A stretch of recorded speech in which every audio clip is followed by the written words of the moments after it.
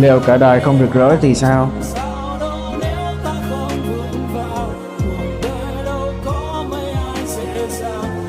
Dạ anh cần tư vấn gì ạ?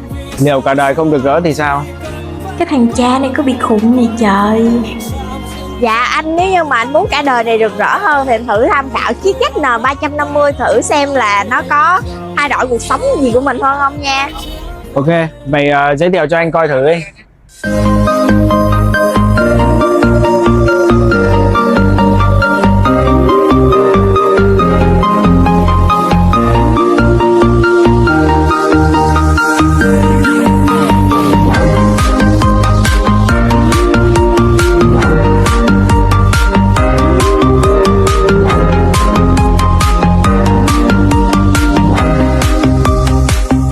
Thử một lần xem có rực rỡ không.